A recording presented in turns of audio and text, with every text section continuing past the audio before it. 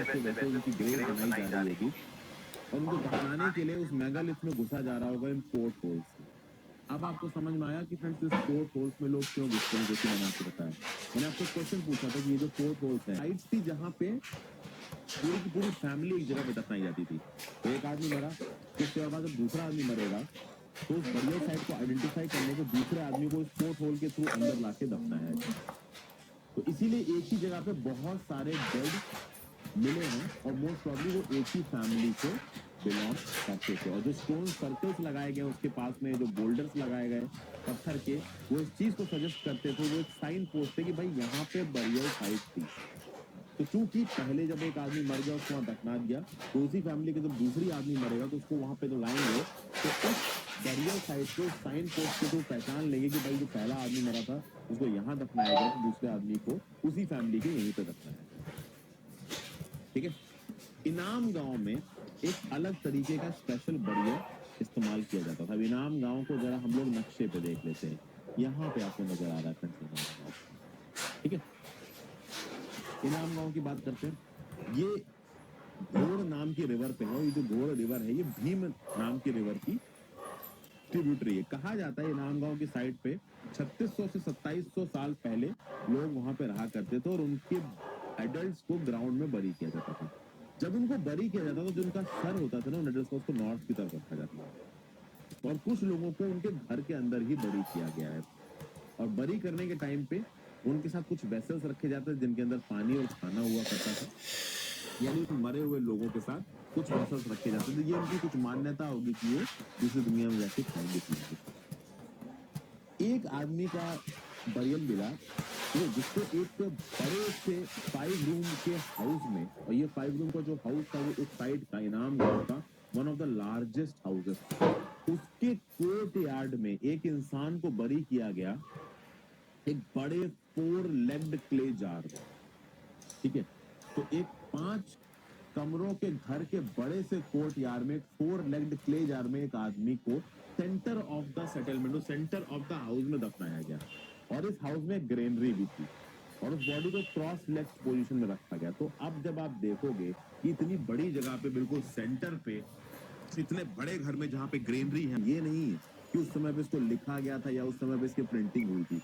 उस समय पे ऋग प्रिंट बहुत बाद में किया गया। देखिए ऋग्वेद पे, सामवेद, यजुर्वेद, अथर्ववेद, श्रुति और स्मृति लिटरेचर में बहुत डिटेल में पहले बना चुका हूँ। अगर आप ज्यादा इंक्विजिटिव हैं तो मेरी हिस्ट्री के प्लेलिस्ट को जाके देख सकते हैं। मेरे चैनल हर्षित द्विवेदी भी पड़ी हुई है, वहां पे ये चीजें बहुत डिटेल में मैंने समझा रखा है। वापस आ जाते हैं यहाँ पे, तो हम थोड़ा बहुत किताब के पैरामीटर में रहेंगे, ज्यादा दूर से नहीं जाएंगे। इसलिए अगर आप बहुत डिटेल में देखना चाहो चैनल पे जाके देख सकते हैं। ऋग्वेदा में 1000 से ज्यादा हिम्स हैं जिनको सुक्त कहा जाता है। सुक्त को वेल सेड भी कहा जाता है। ये हिम्स अलग अलग भगवान, गॉड्स और गॉडेसेस को प्रेज करने के लिए लिखे गए हैं। 3 गॉड सबसे ज्यादा इंपॉर्टेंट है। अग्नि जो कि आग के देवता है, इंद्र जो कि वॉरियर गॉड है, कहीं कहीं पे इनको गॉड ऑफ रेन भी बोला गया है, और सोमा करके एक प्लांट है जिससे एक स्पेशल ड्रिंक तैयार की जाती है। देखिए आज की डेट में लोग अल्कोहल कंज्यूम करते हैं जिसमें बहुत तरीके की शराबें होती हैं, आपको खैर नहीं पीनी चाहिए।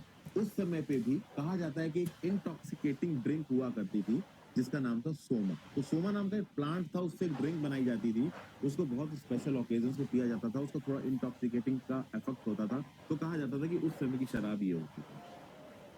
तो ये जो हिम्स थे जो कि ऋग्वेद में लिखे, इनको सेजेस ने, ऋषिज ने कंपोज किया था। कंपोज मतलब इनको बनाया था। फिर उन ऋषिज और जो प्रीस्ट थे उन प्रीस्ट ने अपने बच्चों को जो उनके अंदर पढ़ते थे या अपने बेटे बेटियों को इन हिम्स को रिसाइट कराया, मेमोराइज कराया, word by word, sentence by sentence, bit by bit इन्होंने इसको याद किया। तो इन ज्यादातर जो हिम्स है ना, इनको कंपोज किया था, पढ़ाया था और लर्न भी किया था मेन ने। अब कुछ हिम्स ऐसी हैं जिसको वुमेन ने भी कंपोज किया। देखिए फ्रेंड्स, अगर हड़प्पन सिविलाइजेशन से आप वैदिक टाइम को कंपेयर करोगे तो हम ये नहीं जानते हैं कि हड़प्पा में जो चीजें हुई उसमें वुमेन का कितना रोल था, कितना रोल नहीं था। जैसे क्राफ्ट की बात कर लीजिए, क्राफ्ट्समैन हो गए, ठीक है, पेंटर हो गया, इस तरीके के जो लोग हुआ करते थे हड़प्पन सिविलाइजेशन में, जो पॉट वगैरह बनाते थे, जो बाकी आर्टिस्टिक डीड्स में इन्वॉल्व थे, तो वुमेन कितनी इन्वॉल्व थी और मेन कितने इन्वॉल्व थे ये हमको मालूम नहीं है। क्योंकि हमको हड़प्पन सिविलाइजेशन के रिटन रिकॉर्ड्स अवेलेबल नहीं है और जो कुछ भी लिखा हुआ है वो हमें समझ में नहीं आता हड़प्पा का। लेकिन वैदिक संस्कृत जो है जिसमें वेद लिखी गई है वहां पे सब कुछ लिखा हुआ है और वहां पे उस लिखित इन्फॉर्मेशन में सारी इन्फॉर्मेशन दी गई हुई, तो हमको वैदिक सिविलाइजेशन के बारे में बहुत ज्यादा पता है कंपेयर टू हड़प्पन सिविलाइजेशन। तो ज्यादातर हिंट जो ऋग्वेदा में मिलती है उनको मेन ने लिखा है, वुमन के द्वारा बहुत कम लिखी गई है। अच्छा, ऋग्वेदा जो लिखी गई है वो पुरानी या वैदिक संस्कृत में लिखी हो। ये जो वैदिक संस्कृत है आज की डेट में जो आप स्कूल में पढ़ते हैं उससे बहुत अलग है। अब हम संस्कृत और कुछ और लैंग्वेजेस की बात करें तो देखिए फ्रेंड्स, संस्कृत जो है वो उस फैमिली ऑफ लैंग्वेजेस को बिलोंग करती है जिसको इंडो यूरोपियन कहते हैं। और इंडो यूरोपियन लैंग्वेजेस में संस्कृत के साथ साथ English, French, German, Greek, Italian और स्पेनिश भी आती है। आपको पता है कि इंग्लिश और Spanish one of the most spoken languages हैं दुनिया की। अगर आप संस्कृत की बात करो तो इंडिया में ऐसी कौन कौन सी लैंग्वेज है जो संस्कृत से थोड़े बहुत अपने कह सकते हैं कि शब्दों को उठाती हैं। तो इंडिया में बहुत सी ऐसी लैंग्वेज है जो संस्कृत से शब्दों को उठाती है। असमीज है, गुजराती है, हिंदी है, कश्मीरी है, सिंधी है। आप देखोगे ना फ्रेंड्स कि हिंदी और गुजराती में बहुत सिमिलरिटीज नजर आएंगी आपको। हिंदी कश्मीरी में बहुत सिमिलरिटीज नजर आएंगी, क्योंकि क्या है कि ये सारी लैंग्वेजेस के बहुत सारे जो अल्फाबेट्स हैं संस्कृत से उठाए गए। ठीक है, फिर हम संस्कृत को और बाकी ये फ्रेंच, जर्मन, ग्रीक को फैमिली ऑफ लैंग्वेज मतलब एक ही फैमिली की लैंग्वेजेस क्यों कह रहे हैं, क्योंकि इनके जो कई सारे वर्ड्स है ना वो बहुत कॉमन है। जैसे फॉर एग्जांपल संस्कृत में मात्र माँ के लिए इस्तेमाल किया जाता है, हिंदी में माँ होता है, इंग्लिश में मदर होता है। तो आप समझ सकते हैं संस्कृत में, इंग्लिश में और हिंदी में जो प्रोनाउंसिएशन है, जो वर्ड की बनावट है वो काफी सिमिलर है। ठीक है, अच्छा ऐसा नहीं है कि हमारे देश में जितनी भी लैंग्वेजेस हैं सबका ओरिजिन संस्कृत है, सबके सिलेबल्स या अल्फाबेट संस्कृत से निकले। बहुत सी ऐसी लैंग्वेजेस हैं जिसके अल्फाबेट संस्कृत से नहीं निकले। जैसे कि फॉर एग्जांपल नॉर्थ ईस्ट में जो लैंग्वेजेस है वो तिब्बतन और बर्मन फैमिली के, यानी म्यांमार और चाइना के जगह से जो स्टेट्स है उसकी बनी हुई है। फिर अगर आप तमिल की बात कर ले, तेलुगु की बात कर ले, कन्नड़ की बात कर ले, मलयालम की बात कर ले, ये सारी की सारी इंडिया की क्लासिकल लैंग्वेजेस हैं। ये द्रविडियन फैमिली को बिलोंग करती हैं, इनका संस्कृत से लेना देना नहीं है। वहीं पे अगर आप झारखंड में जो लैंग्वेजेस बोली जाती हैं या फिर सेंट्रल इंडिया में जो लैंग्वेजेस बोली जाती हैं खासकर ट्राइबल्स के द्वारा, वो ऑस्ट्रो एशियाटिक फैमिली से डील करती हैं, क्योंकि उनका भी संस्कृत से लेना देना कम ही है। ठीक है, तो आप समझ गया ना कि बहुत सारी लैंग्वेजेस हैं इंडिया में जो संस्कृत से अपने रूट्स को उठाती हैं, बहुत सारी ऐसी हैं जो नहीं उठाती।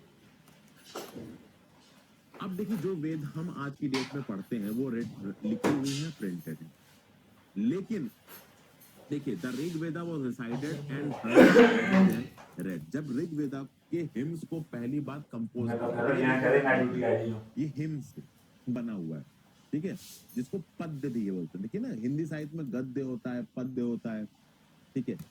अब पोएम के फॉर्म में आ गया तो वो पद्य हो गया, अगर वो स्टोरी के फॉर्म में आ गया तो वो गद्य हो गया। तो ये सब हिम्स के फॉर्म में लिखे थे, पोएम्स के फॉर्म में लिखा हुआ था। और चूंकि लिखा नहीं था, पहली बार जब इनको बनाया गया ऋषियों ने तो इन्होंने उसको कंपोज किया और फिर कंपोज कर करके इन हिम्स को उनके बच्चों को पढ़ाया गया। फिर बच्चों की पुश्तों ने भी उन हिम्स को याद रखा। बहुत सेंचुरीज के बाद, कई सौ साल के बाद, कंपोज होने के कई सौ साल के बाद इन्हें लिखा गया और अभी से 200 साल पहले से कम में इनको प्रिंट किया गया। आज के डेट में हमारे पास जो वर्जन है वेदास का वो प्रिंटेड वर्जन है। तो ये प्रिंट बहुत बाद में हुए हैं, आज से 200 साल पहले से कम में प्रिंट हुए हैं। और जब लिखे गए थे यानी कि 1500 BC में जब इनको कंपोज किया गया था, 1500 BC में जब इन्हें बनाया गया था, उसके कई सौ साल बाद इनको लिखा गया था और प्रिंट तो आज से 200 साल पहले से कम में ही किया गया। अब हम देखते हैं कि हिस्टोरियंस ऋग्वेदा को कैसे पढ़ते हैं। देखिए जो आर्कियोलॉजिस्ट भी होते हैं वो एक तरीके से हिस्टोरियंस ही होते हैं, ठीक है। तो हिस्टोरियंस, आर्कियोलॉजिस्ट पास्ट के बारे में बात करते हैं ना, तो केवल मटेरियल से पता नहीं करते, वो रिटन सोर्सेस को भी पढ़ते हैं। रिटन सोर्सेस के लिए जो वेदांत है ये बहुत ज्यादा इंपॉर्टेंट है। ऋग्वेद ने उस समय की सोसाइटी के बारे में बहुत डिटेल्ड इंफॉर्मेशन दी है और बहुत सारे हिम्स जो ऋग्वेदा में है ना वो डायरेक्ट इंफॉर्मेशन के फॉर्म में नहीं है, वो डायलॉग्स के फॉर्म में। डायलॉग्स मतलब कुछ लोग आपस में बात कर रहे हैं।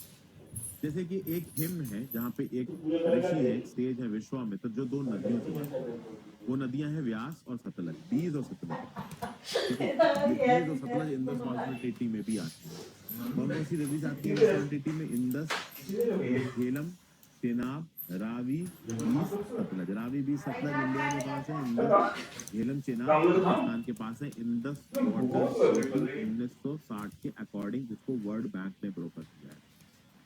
खैर ये अलग टॉपिक है। तो ब्यास और सतलज को यहाँ पे दो गॉडेसेस दिखाया गया है, ठीक है, फीमेल गॉडेसेस दिखाया गया है। इनको विश्वामित्र एक सेज है और इनके बीच में बातचीत हो रही है। अब देखिए, finds the river on map 1 page 2। तो ये भी देखते हैं फ्रेंड्स अभी। तो ये मैप कुछ यहाँ नजर आ रहा है आपको फ्रेंड्स। देखिए ये वो मैप 1 है जिसको हमने पहले ही देख रखा है चैप्टर नंबर 1 में। यहाँ पे आपको नदियां नजर आ रही हैं। अब इन नदियों को देखिए, यहाँ पे एक एक्सरसाइज ये है, आपको पता करना है कि किन नदियों के नाम है ऋग्वेदों में और किन के नहीं है। उसको जाने से पहले एक चीज देख लेते हैं फ्रेंड्स। यहाँ पे ये एक मैन्युस्क्रिप्ट है, ऋग्वेदा से एक पेज है, मैन्युस्क्रिप्ट है।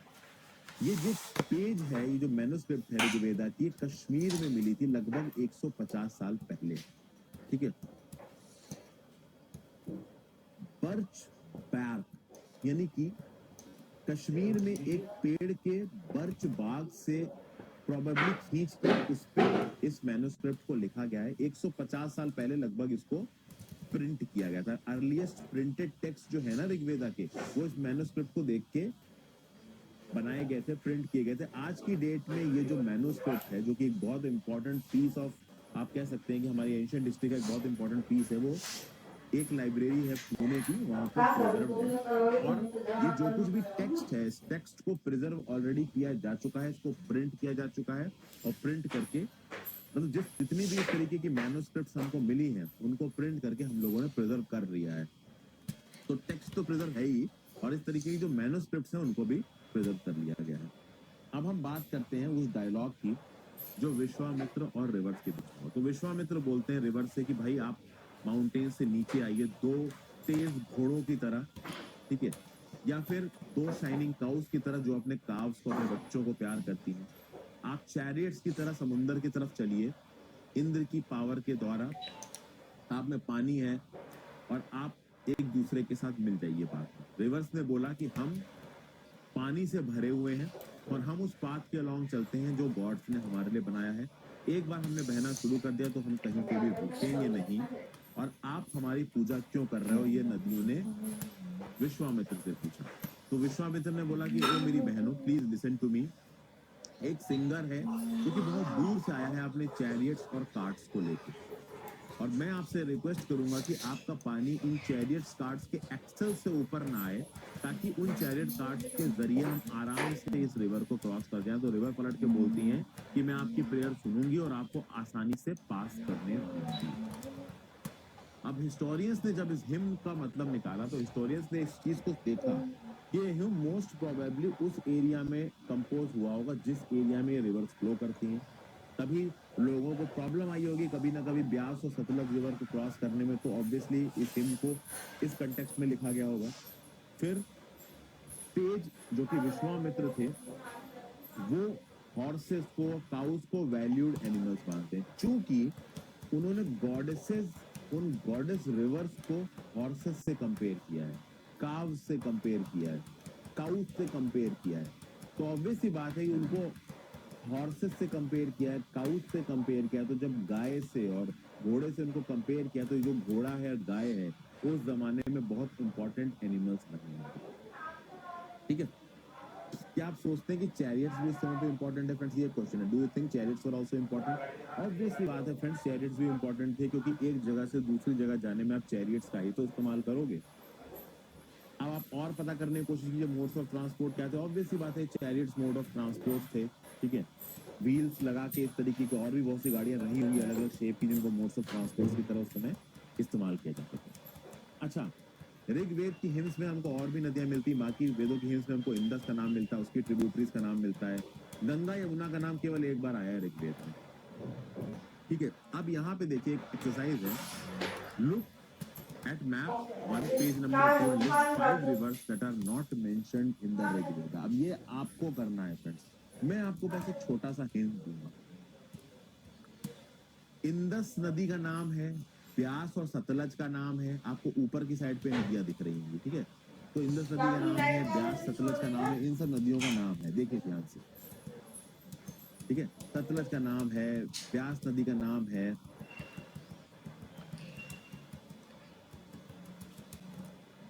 ऊपर से फिर गंगा यमुना का भी नाम है, क्या गोदावरी का नाम है, क्या महानदी का नाम है, क्या कृष्णा का नाम है, तुंगभद्रा का नाम है, पिन्नार का नाम है, कावेरी का नाम है। बाद इनको लिखा गया था और प्रिंट तो आज से 200 साल पहले से कम में ही किया गया। अब हम देखते हैं कि हिस्टोरियंस ऋग्वेदा को कैसे पढ़ते हैं। देखिए, जो आर्कियोलॉजिस्ट जो होते हैं वो एक तरीके से हिस्टोरियंस ही होते हैं, ठीक है। तो हिस्टोरियंस आर्कियोलॉजिस्ट पास्ट के बारे में जब पता करते हैं ना, तो केवल मटेरियल से पता नहीं करते, वो रिटन रिसोर्सेज को भी पढ़ते हैं। रिटन सोर्सेज के लिए जो वेदास हैं ये बहुत ज्यादा इंपॉर्टेंट है। ऋग्वेद ने उस समय की सोसाइटी के बारे में बहुत डिटेल्ड इंफॉर्मेशन दी है और बहुत सारे हिंट्स जो ऋग्वेदा में है ना, वो डायरेक्ट इंफॉर्मेशन के फॉर्म में नहीं है, वो डायलॉग्स के फॉर्म में। डायलॉग्स मतलब कुछ लोग आपस में बात करते हैं। जैसे कि एक हिम है जहाँ पे एक ऋषि है, एक सेज है विश्वामित्र, जो दो नदियों से बात कर रहे हैं। वो नदियां हैं व्यास और सतलज, बीज और सतलज, ठीक है। अब ये बीज और सतलज इंदस वाटर टेटी में भी आती है। कौन कौन सी नदी से आती है इंदस वाटर टेटी में? इंदस, झेलम, चेनाब, रावी, बीस, सतलज। रावी, बीस, सतलज इंडिया के पास है, इंदस झेलम चेनाब पाकिस्तान के पास है। इंदस वाटर ट्रीटी 1960 के अकॉर्डिंग जिसको वर्ल्ड बैंक ने ब्रोकर किया। खैर ये अलग टॉपिक है। तो ब्यास और सतलज को यहाँ पे दो गॉडेसेस दिखाया गया है, ठीक है, फीमेल गॉडेसेस दिखाया गया है इनको। विश्वामित्र एक सेज है और इनके बीच में बातचीत हो रही है। अब देखिए, finds the river on map 1 page 2। तो ये भी देखते हैं फ्रेंड्स अभी। तो ये मैप कुछ यहाँ नजर आ रहा है आपको फ्रेंड्स, देखिए ये वो मैप 1 है जिसको हमने पहले ही देख रखा है चैप्टर नंबर 1 में। यहाँ पे आपको नदियां नजर आ रही हैं। अब इन नदियों को देखिए, यहाँ पे एक एक्सरसाइज ये है, आपको पता करना है कि किन नदियों के नाम है ऋग्वेदों में और किन के नहीं है। उस पे जाने से पहले एक चीज देख लेते हैं फ्रेंड्स। यहाँ पे ये एक मैन्युस्क्रिप्ट है, ऋग्वेदा से एक पेज है, मैन्युस्क्रिप्ट है। ये जो पेज है, ये जो मैन्युस्क्रिप्ट है ऋग्वेदा की, कश्मीर में मिली थी लगभग 150 साल पहले, ठीक है। बर्च बैर यानी कि परीक्षा केंद्र में जाना पड़ेगा। कश्मीर में एक पेड़ के बर्च बाग से प्रोबेबली खींच के उस पे इस मैन्युस्क्रिप्ट को लिखा गया है। 150 साल पहले लगभग इसको प्रिंट किया गया था। अर्लीस्ट प्रिंटेड टेक्स्ट जो है ना ऋग्वेदा के, वो इस मैन्युस्क्रिप्ट को देख के बनाए गए थे, प्रिंट किए गए थे। आज की डेट में ये जो मैन्युस्क्रिप्ट है, जो कि एक बहुत इंपॉर्टेंट पीस ऑफ, आप कह सकते हैं कि हमारी एंशिएंट हिस्ट्री का एक बहुत इंपॉर्टेंट पीस है, वो एक लाइब्रेरी है पुणे की, वहां पे प्रिजर्व है। और ये जो कुछ भी टेक्स्ट है, इस टेक्स्ट को प्रिजर्व ऑलरेडी किया जा चुका है, इसको प्रिंट किया जा चुका है और प्रिंट करके, मतलब जितनी भी इस तरीके की मैन्युस्क्रिप्ट्स हमको मिली हैं उनको प्रिंट करके हम लोगों ने प्रिजर्व कर लिया है। तो टेक्स्ट तो प्रिजर्व है ही, और इस तरीके की जो मैन्युस्क्रिप्ट्स हैं उनको भी प्रिजर्व कर लिया गया है। अब हम बात करते हैं उस डायलॉग की जो विश्वामित्र और रिवर्स के बीच में हो। तो विश्वामित्र बोलते हैं रिवर्स से कि भाई आप माउंटेन से नीचे आइए, दो तेज घोड़ों की तरह, ठीक है, या फिर दो शाइनिंग काउस की तरह जो अपने काव्स को, अपने बच्चों को प्यार करती हैं। आप चैरियट्स की तरह समुंदर की तरफ चलिए, इंद्र की पावर के द्वारा आप में पानी है और आप एक दूसरे के साथ मिल जाइए पाथ में। रिवर्स ने बोला कि हम पानी से भरे हुए हैं और हम उस पाथ के अलोंग चलते हैं जो गॉड्स ने हमारे लिए बनाया है।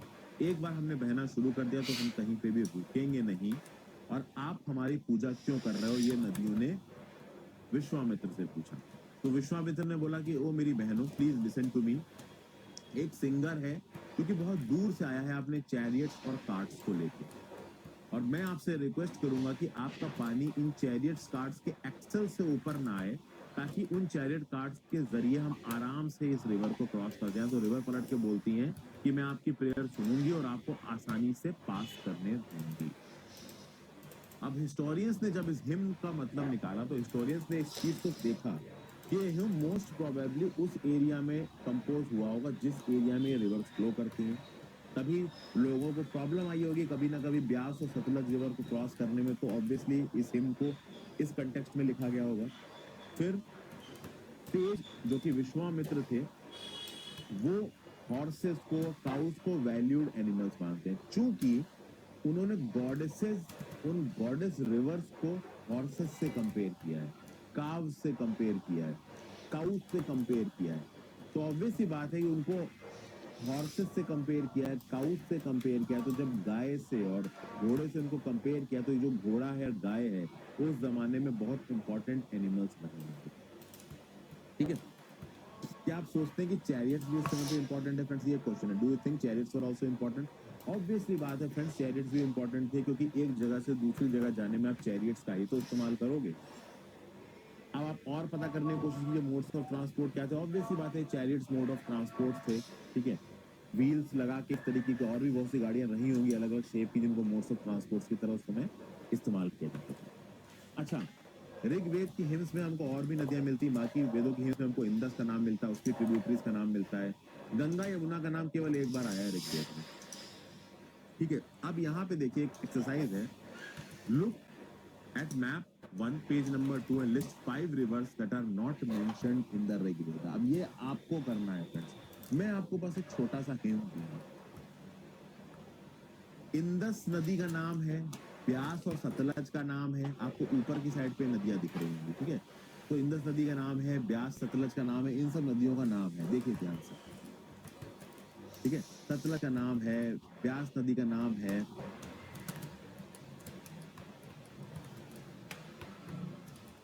ऊपर से फिर गंगा यमुना का भी नाम है, क्या गोदावरी का नाम है, क्या महानदी का नाम है, क्या कृष्णा का नाम है, तुंगभद्रा का नाम है, पेन्नार का नाम है, कावेरी का नाम है, क्या इन नदियों का नाम है?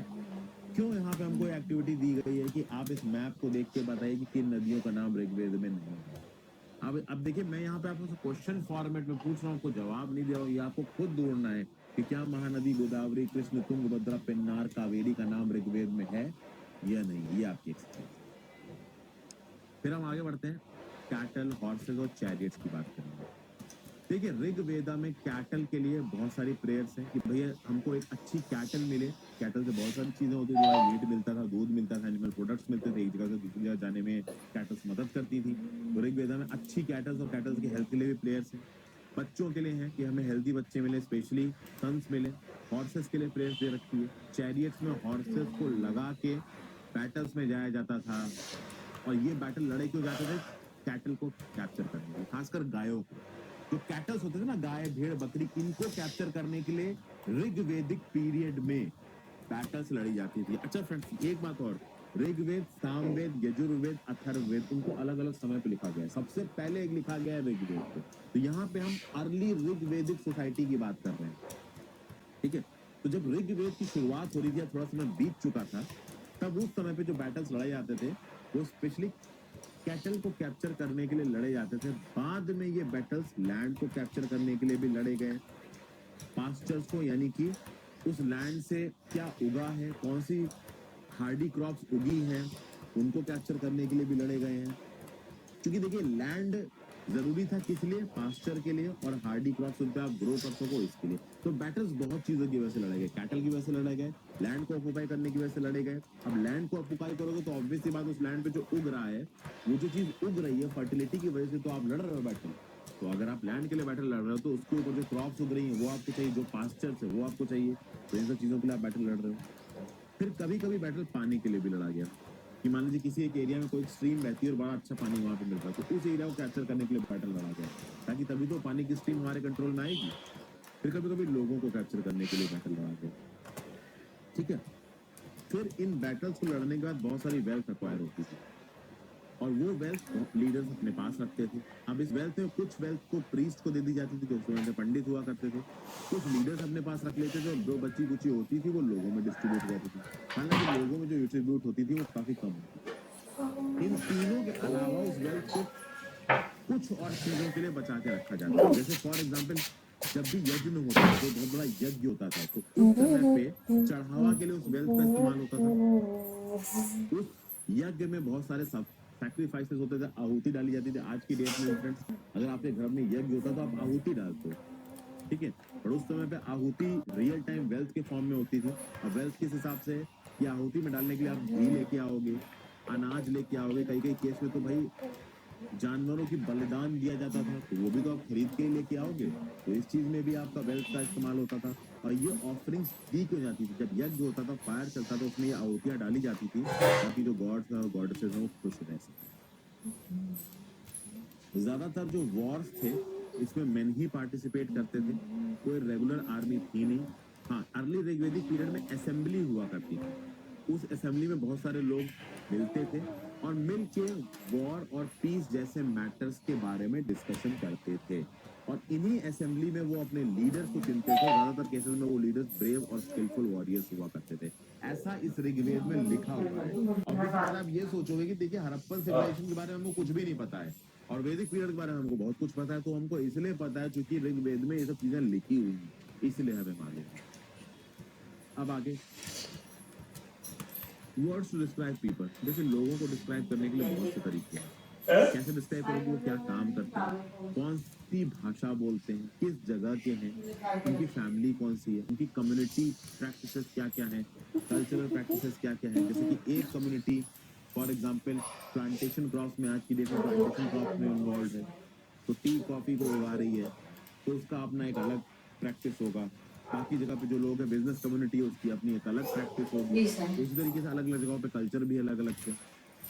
तो ऋग्वेदा में बहुत से ऐसे शब्द दिए गए हैं जो उस समय के लोगों को डिस्क्राइब करते हैं। जैसे कि दो ग्रुप्स मेन बताए गए हैं। एक तो प्रीस्ट का ग्रुप है, हम तो बनाते ना मकर जो संक्रांति। पूजा करवाते थे, और एक होते थे राजा जो कि राज करते थे।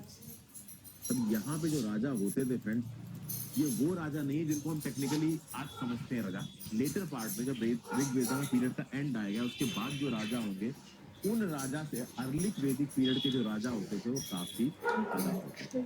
अर्ली वैदिक पीरियड के राजाओं के पास कोई कैपिटल सिटी नहीं होती थी, उनके पास अपना कोई महल नहीं होता था, उनकी अपनी कोई आर्मी नहीं होती थी, ना ही वो टैक्स कलेक्ट करते। समझ रहे हैं ना आप बात को? तो जो मॉडर्न स्टेट नहीं का पीनी, कांसेप्ट है कि भाई मॉडर्न स्टेट मैं ऐसे ही बोल रहा था, नहीं होगा, पीनी चाय। उसकी अपनी एक आर्मी होगी, उसकी अपनी एक कैपिटल सिटी मेरे होगी, को वो गाजर टैक्स कलेक्ट करेगा, ऐसा कोई भी कॉन्सेप्ट अर्ली ऋग्वेदिक पीरियड में नहीं था। बस दो मेन ग्रुप थे, प्रीस्ट जिनको कभी कभी ब्राह्मण भी कहा जाता था क्योंकि वो पूजा कराते थे। आज की डेट में भी फ्रेंड्स, अगर कोई ब्राह्मण कमेटी का, मैं आपको बस एक, जैसे कोई शुक्ला है, तो वो जो लोग पूजा कराते हैं पंडितों में, उनको पंडित कहा जाता है। और ऑब्वियस सी बात है कि जो पुजारी नहीं है, पूजा में इन्वॉल्व नहीं है, बस वो आप कह सकते हैं कि शुक्ला है या फिर त्रिपाठी है, वो ब्राह्मण हो जाते हैं। ठीक है, तो प्रीस्ट और ब्राह्मण उस समय पे एक ही बोला जाता था और वो पूजा कराया करते थे। नॉर्मली उनका काम उस समय पे यही होता। उस समय पे जो राजा बनते थे, उनके सन ऑटोमेटिकली सक्सीड करके राजा नहीं बनते थे। आप समझे बात को? जैसे कि फॉर एग्जाम्पल रूलर था बिंदुसार, बिंदुसार का बेटा था अशोक, तो बिंदुसार अशोक राजा बना। बट ऐसा अर्ली वैदिक एरा में नहीं था। अगर कोई राजा बना तो उनका बेटा ऑटोमेटिकली राजा। फिर उस समय पे कम्युनिटी एज अ होल को डिस्क्राइब करने के लिए, या फिर पीपल एज अ होल को डिस्क्राइब करने के लिए दो शब्दों का इस्तेमाल होता था। एक शब्द है जन। जन को आज की डेट में हम भी हिंदी में इस्तेमाल करते हैं। बेसिकली जन का मतलब क्या होता है कि लोग, एक जगह पे जो लोग रह रहे हैं उनको आप नॉर्मली जन बोलोगे। जो दूसरा वर्ड इस्तेमाल होता था वो था वैश्य। इसको वैश्य भी बोलते हैं। इसके बारे में हम चैप्टर नंबर 5 में देखेंगे। तो फिलहाल के लिए वैश्य वैश्य को अलग कर देते हैं। जन मतलब लोग, बहुत सारे वैश्य यानी वैश्य और जन को उनके नाम से बोला जाता था। यानी कि ये फैक्टर सब डिवाइडेड थे अलग अलग कैटेगरी में। जैसे कि पूर्व भारत जना, यादु जना, उसी तरीके से पूर्व वेश, भारत वेश, यादु वेश। तो इन जन के और वेश के भी अलग अलग क्लासिफिकेशन थे, जो जगह के हिसाब से और उनके स्पेसिफिक कामों के हिसाब से अलग अलग होते हैं। ठीक है, आगे बढ़ते हैं। जिन लोगों ने इन हिम्स को कंपोज किया, ऋग्वेदा के हिम्स को, उन्होंने अपने आप को आर्य पुत्र बोला, आर्य बोला।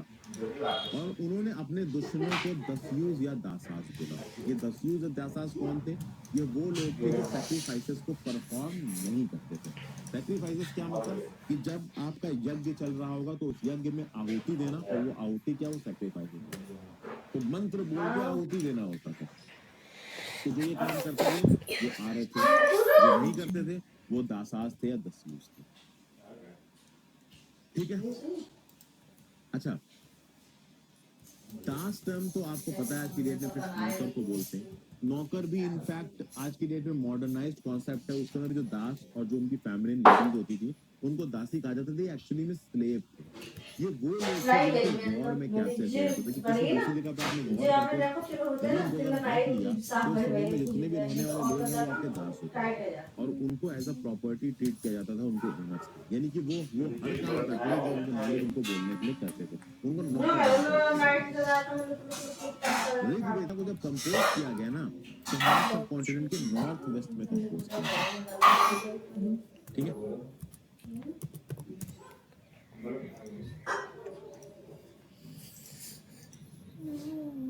अब हम एक चीज देखेंगे, silent sentinels the story of the man. अगले पेज पे जो इलस्ट्रेशन है उसको देखो। चलिए एक बार हम लोग इलस्ट्रेशन देख लेते हैं। यहाँ पे हमको कुछ बड़े बड़े पत्थर नजर आ रहे हैं एक सर्कुलर पैटर्न में, फिर बीच में भी छोटे छोटे पत्थर। यहाँ पे एक रेक्टेंगुलर प्लेटफॉर्म है, ये छोटा सा एक होल आपको नजर आ रहा है, इस होल पे ध्यान दीजिएगा। ये सब चीजें देख लीजिए, मैं सब आपको समझाता हूँ। अब देखिए स्टोन बोल्डर्स बड़े बड़े आपको दिख रहे थे ना, बिग स्टोन, इनको मेगालिथ्स बोलते हैं। और इनको अरेंज किया जाता था उन जगहों पे जहाँ पे बरियल साइट्स हुआ करती थी, यानी यहाँ पे लोगों को गाड़ा जाता था और गाड़ने के बाद उन जगहों पे मेगालिथ इरेक्ट कर दिए जाते थे। और मेगालिथ मतलब लोगों को ऐसा तो है नहीं कि शुरू में जब गाड़ने शुरू किया गया हुआ तो उसके तुरंत बाद मेगालिथ बना दिए गए होंगे। धीरे धीरे ये प्रैक्टिस इवॉल्व हुई होगी। तो गाड़ने के बाद उन साइटों को पहचानने के लिए वहां पे मेगालिथ कंस्ट्रक्ट किए जाने लगे। और ये मेगालिथ को इरेक्ट करने की जो प्रैक्टिस है वो लगभग 3000 साल पहले शुरू हुई और वो पूरे साउथ इंडिया डेक्कन में फैली हुई थी। इवन नॉर्थ ईस्ट और कश्मीर में भी फैली हुई थी इंडिया में। कुछ इंपॉर्टेंट मेगालिथ आपको मैप नंबर 2 में दिखेंगे। आप जब बोला ही है तो हमको मैप नंबर 2 देखना चाहिए। ये देखो आपको मेगालिथ यहाँ पे नीचे आपको नजर आ रहा है फ्रेंड्स। मेगालिथिक साइट्स ग्रीन से दिखा रखी हैं। तो एक तो आपको नजर आ गई ब्रह्मागिरी, एक आगे अदिचामलूर। तो ये दो साइट्स आपको नजर आ रही हैं यहाँ पे। तो जो शुरू में हमने मैप देखा था वो मैप हमारे यहाँ पे भी काम आ रहा है। तो देखिए कुछ मेगालिथ्स ऐसे होंगे जिनको सरफेस पे देखा जा सकता है, कुछ मेगालिथ्स बरियल ग्राउंड के नीचे। ज्यादातर केसेस में आर्कियोलॉजिस्ट ने देखा है कि भैया बहुत सारे केसेस में, अगर ज्यादातर नहीं बोला जाए, कि स्टोन बोल्डर का एक सर्कल बनाया जाता है या फिर एक सिंगल लार्ज स्टोन ग्राउंड पे खड़ा किया जाता है। तो यहाँ पे देखिए स्टोन बोल्डर का पूरा एक सर्कल आपको नजर आ रहा है।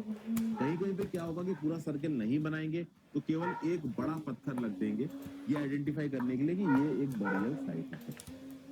और ये जो बड़े पत्थर होते हैं ना, बेसिकली दीज आर इंडिकेशंस, ये आपको बताते हैं कि भाई नीचे किसी को गाड़ के रखा गया है। यहाँ देखिए ये जो पिक्चर आपको दिख रही है, this is a type of megalith, इसको सिस्ट बोला जाता है। ठीक है, कुछ सिस्ट ऐसी होती है जिनके अंदर पोर्ट होल भी होता है। ये पोर्ट होल है, इसको एज एन एंट्रेंस इस्तेमाल किया जाता है। अब आप सोचोगे कि भाई एक बार जब किसी इंसान को आपने वहां पे गाड़ दिया तो फिर वहां पे फिर से एंटर करने की क्या जरूरत है? ये पोर्ट होल आपने क्यों बनाए हैं? उसके बारे में भी मैं आपको बताऊंगा कि पोर्ट होल।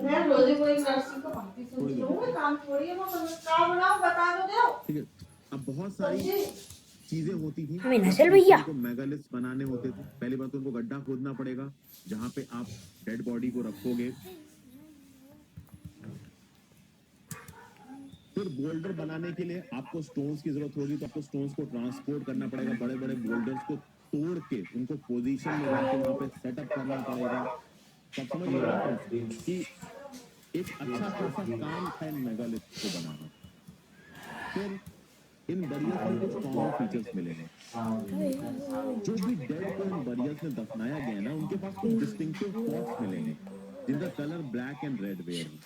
तो ऑब्वियस ही बात है कि उस समय के पॉट्स पे ब्लैक एंड रेड वेयर का कलर इस्तेमाल किया जाता था। टूल्स और वेपन्स मिलेंगे वो आयरन के हैं। कभी कभी वहां पे हॉर्सेस के स्केलेटन्स भी मिलेंगे, हॉर्स के इक्विपमेंट्स भी मिलेंगे, कुछ स्टोन के ऑर्नामेंट्स या गोल्ड भी मिलेंगे।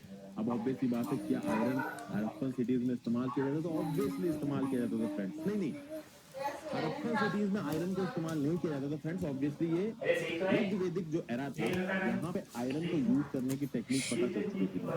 तो हड़प्पन सिविलाइजेशन में या हड़प्पन सिविलाइजेशन को इंडस वैली सिविलाइजेशन में कहा जाता था, उसमें आयरन का प्रयोग नहीं होता था। वैदिक civilization में आयरन का प्रयोग होता था। तो ये जो चीजें आपको यहाँ नजर आ रही है ना, इस तरीके की चीजें इन बरियल से मिली है। ये एक डैगर है, ये एक्सेस है, और ये हॉर्स इक्विपमेंट हुए करते थे उस टाइम पे। अब हम उनके सोशल डिफरेंसेस को पता करने की कोशिश करेंगे।